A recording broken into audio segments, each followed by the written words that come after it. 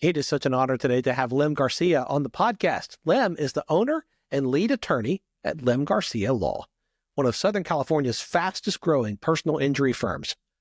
Known for his client-centered approach and dedication to securing substantial settlements, Lem has built a multi-million-dollar firm from the ground up, starting with limited resources and a big vision. He's a true role model, especially for Filipino Americans in the legal field, and is passionate about making personal injury law more compassionate, transparent, and accessible. Lem, I'm so glad you're here. Thanks for being on the show. Thanks for having me. So happy to be here. I think it's going to be a great conversation. I've been looking forward to this one. Yeah, me too.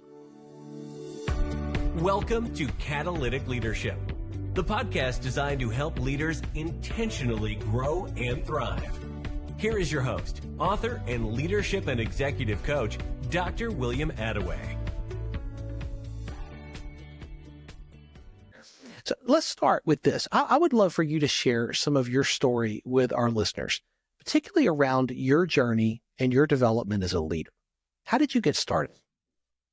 Well, I started the practice in 2014 just by myself, no employees. And then I think a year later was able to hire somebody. And then since then, it's just kind of just been doubling in size as far as the staff goes. And now we're at 20 staff members. Wow. So yeah, my journey as a leader has been very fulfilling and I think really challenging for me. I just started off by myself and really no background of managing a team at another workplace. Just, I was working as a legal assistant and then I went to school and then I started my practice a couple of years afterwards. And I just kind of learned along the way, read a bunch of books and just applied them at work and just really tried to apply everything that I learned from all the books that I've read. And yeah, it's been very rewarding and fulfilling. That's pretty remarkable. I mean, to start, just over 10 years ago with just you and to already build a team of that size in a multi-million-dollar practice. I would imagine that it's probably just been straight up and to the right? There's been no hiccups or challenges, no big issues. No, there were a lot of big hiccups and challenges along the way. I think as far as just profits go, it was challenging during COVID. But besides that, things have been on a steady pace upward. I think the biggest challenge that I had was just growing as a leader, really listening to the team and what they were looking for, and really focusing less on the business as like helping clients and getting more clients, and more of growing the staff, growing the team, learning what they need from me as a leader. And then I really just saw that leading by example is probably the most important thing from start to finish. As long as I just lead by example, I think that the team follows after that. I love that you keyed in on the role that you have as the leader to be that example, but also into what I think is a leader's superpower, way too seldom used, and that's listening to the team, hearing what they're saying, seeing them as actual 3D human beings. Too few leaders do that, I'm afraid. And I love that you keyed in on that as part of what you've learned so far in the journey. Yeah, I think ultimately everything comes down really to listening and responding to that. You have to get the feedback just from helping clients to the team here and managing the team. You're really just listening to everybody, because people do give feedback, and you just really, if they're not as assertive all the time, you just really have to pick up on the cues of what they're trying to tell you, really just pause and reflect on it and say, hey, I think they want this from me. How can I deliver that for them? Whether it be a client or a staff member, like how can I give that to them so that everyone's experience is just more fulfilling and enriched by what we do. The field that you're in personal injury law, there's a lot of opinions and perceptions around what that is. And I imagine quite a few misconceptions that people have. As you deal with that, what are some of those things that people look at what you're doing and they have those misconceptions? What are some of those? And are there things that you would love people to know about what leadership looks like in your context? Well, the misconception, I think, in our field, I guess a popular term is ambulance chaser, or that we're here and we just, it's all about quantity versus actually providing service, and it's just one file after the next, the same clients is just a file number. And I think, one of the main reasons why I even opened the practice was to kind of dispel these myths that lawyers are that way, that we're not approachable, that we're not friendly, that we're not helpful, when really we're here for people when we're in a time of need and they need us the most. And we're here to help guide them through a really challenging, difficult time in their life, when the insurance company, the other side, is trying to give them the least amount of money to settle their case. And we're here on their side fighting for them, when the insurance company really isn't on their side, really isn't being a good neighbor, and wants to pay them, pennies on the dollar of what their case is worth. So attorneys, personal injury attorneys, are really here to help the public. We give free advice, and we just want to guide clients from start to finish and give them peace of mind that they will get compensated what they deserve if they just follow our lead on their case. I love that. I love that focus on giving back, on being open-handed with the generosity, the advice that you're sharing. But something else stands out about you. And when I was researching you, we were talking about doing this episode together. One of the things that stood out was a couple of words that do not typically go along with being an attorney. Your commitment to compassionate, client-centered care. I live outside DC, which feels like the lawyer capital of the known universe, right? I mean, you can't really throw a rock without hitting one around here. Compassionate, client-centered care. I've got to tell you, that is not something that I have associated with attorneys. And seeing that in what you're building really, really jumped out. Can you tell me about that and why that's such a value? Yeah, so hopefully we can change the perception of word, because those are terms that I feel like should be synonymous with personal injury attorneys, especially, like I was saying, people come to us when they really need help. Their lives have been turned upside down, seriously hurt, maybe someone passed away, and they're looking for someone that is compassionate, someone that is going to focus on their needs. So hopefully with what we do in our focus, by doing that, we deliver that, and then in turn the competition sees that and says, maybe we should improve the way we handle things, focus more on the client, make their experience the best as possible, because people really deserve that. Like, they're in a tight spot, and they deserve to have someone that is going to guide them, and listen to them, what their needs are, and deliver that, not just in a legal sense, but also just being there for they need someone that's going to listen to their problems and come up with a solution for them.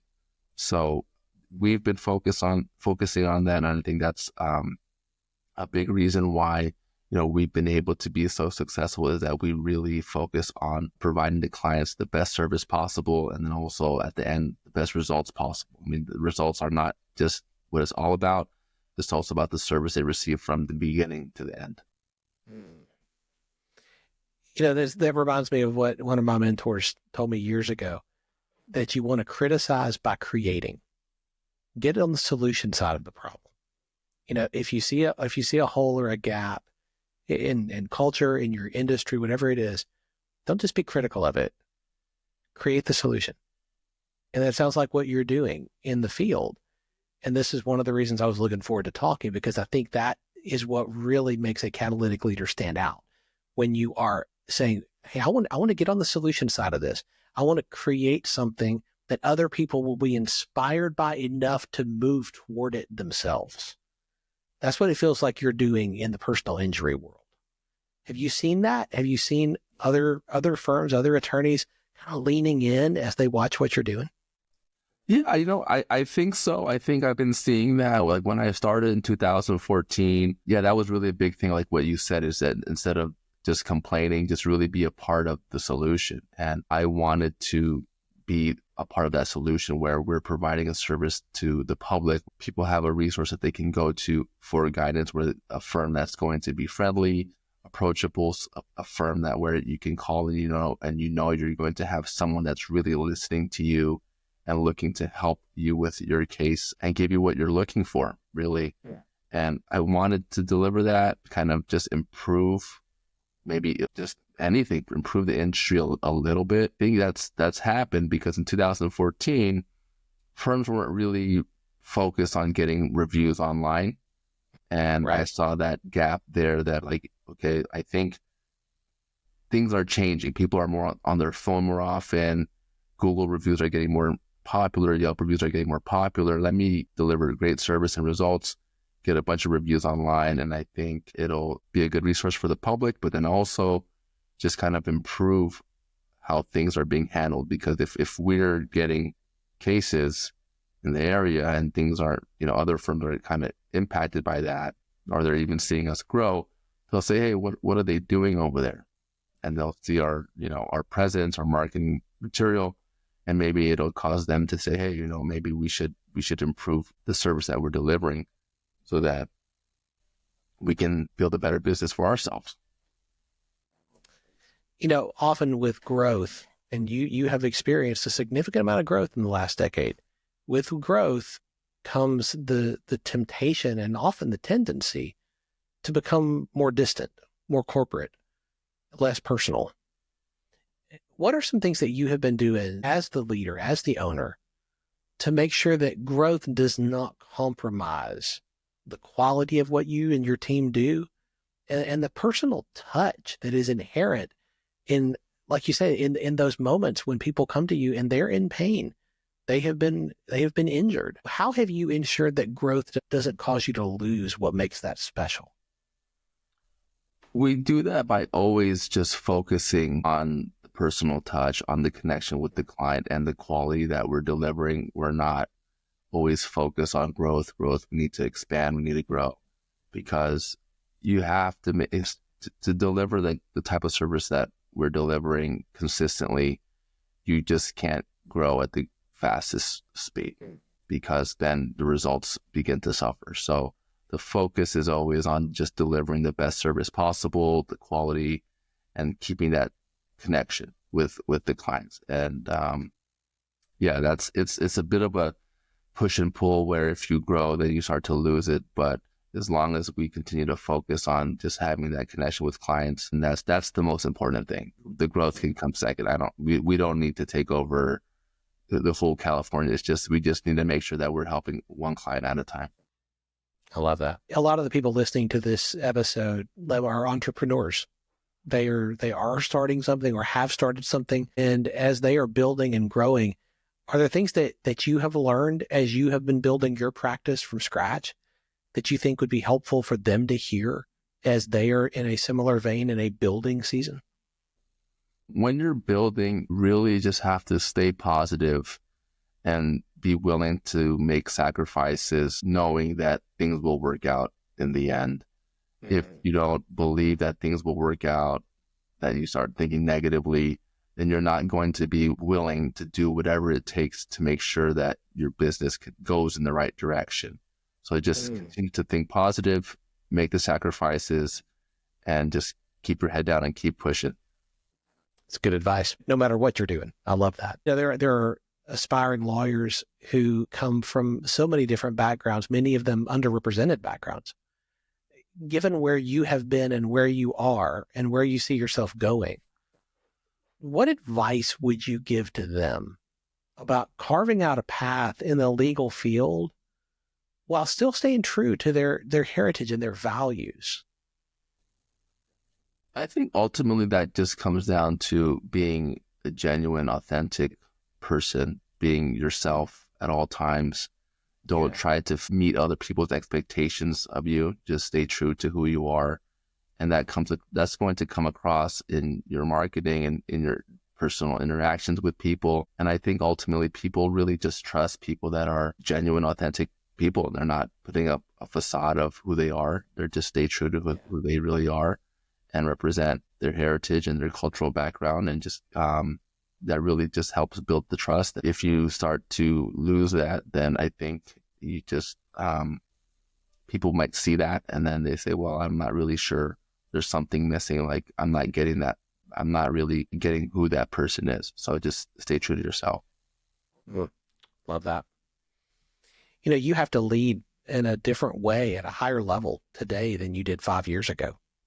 And that same thing is going to be true 5 years from now. How do you stay on top of your game? How do you level up with the new leadership skills that your practice, your clients, your team are going to need you to have in the coming years? I think it's always just looking forward in a way where you're not complacent and you're always just reflecting on yourself, looking at it like, okay, well, let's not get too high. Let's not get too low. Let's not bask in any kind of success or get down on any kind of failures that we've had. Just kind of stay level-headed. Okay, what am I doing right? What am I doing wrong? Doing a constant self-assessment and saying, okay, well, the things that we're doing right, let's keep on doing that. But just really looking at it in an honest way, like where can we improve? Where can I improve? And do that, because I think to get to the next level, it's going to require a different version of yourself, like someone that hasn't gone this far. So you're going to have to learn new skills, maybe change who you are in a way that says, okay, well, if I tone back at this, then I can take the next step. You just have to really look at yourself closely and say, okay, what version of me is going to need to come out so that we can take the next step. That's great. If you could go back 15, 20 years and have a conversation with yourself, given what you know now, what would you love to go back and tell yourself? Well, that's a tough one, because I think if I went back and told myself, don't worry, things are going to be okay, then I wouldn't work as hard. I feel like when I was, I'm 42, so 27 years old, if I told myself when I entered law school, like, hey, things are going to be okay, then maybe I don't work as hard. Maybe I don't spend 12 hours in the library. Maybe I don't read more books that I need to read. Maybe I don't go to more conferences that I need to go to. So that's hard. I wouldn't want to give myself that reassurance at that age that things are going to be okay, because then I think it would take away from the hustle and the grind of everything. That's what first comes up when you ask me that, like 15 years ago. I say I really just filled with worry and anxiety about what was going to come next, and say, okay, I got to figure this out, because now it's just entering law school, right? And I don't even know if I was going to graduate, pass the bar. So yeah, going back then, maybe I would just tell myself just to keep on working hard. That's good. It. Yeah. Good advice. Yeah. And not say it's going to be okay. I'll just say, you got to work hard. And like, all right. Keep your shoulder down. Yeah. Yeah. I like that. You are a continual learner, and that's come up in our conversations so far. I'm curious if there's a book that has made a really big difference in your journey that you would recommend to the leaders who are listening. Yeah, there's a couple books I think that I read 15 years ago. The first one that comes to mind is Success Principles, I think by Jack Canfield, the author of the Chicken Soup for the Soul series. Yeah. So he wrote a book called Success Principles, just goes over different ideas. I love that book, really helpful, read it several times. And then another one by Rick Warren, Purpose Driven Life. Great read book. that also 15 years ago. Great book. Really just helps you reflect and think about what's important to you and what you need to do to fulfill your purpose. I love how that book starts. Memory serves, the first line in that book is, it's not about you. It's about way more. Yeah. It's been about way more than just you.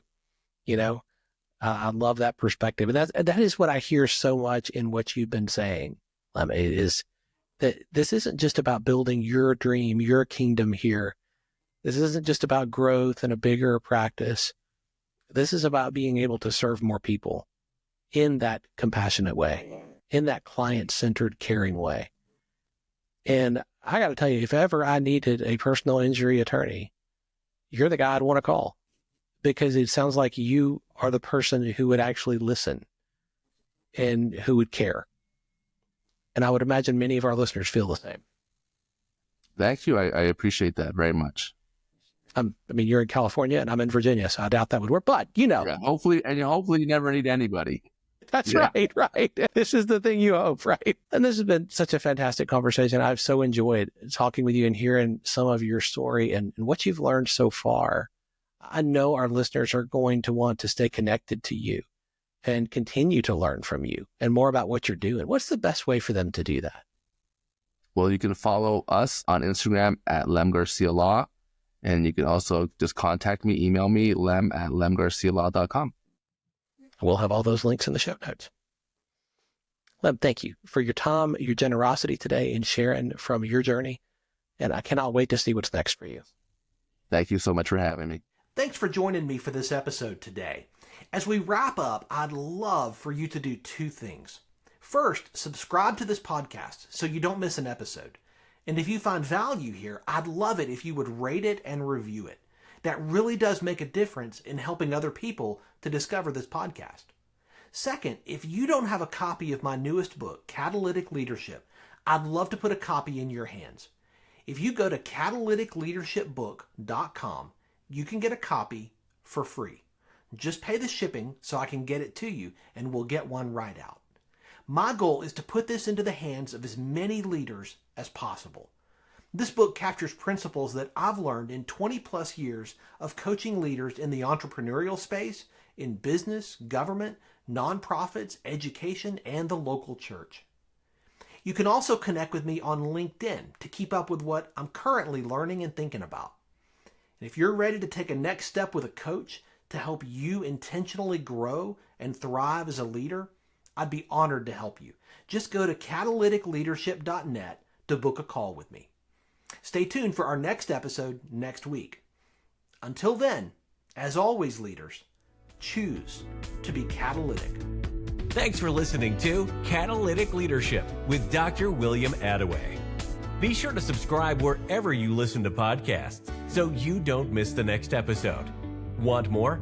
Go to catalyticleadership.net.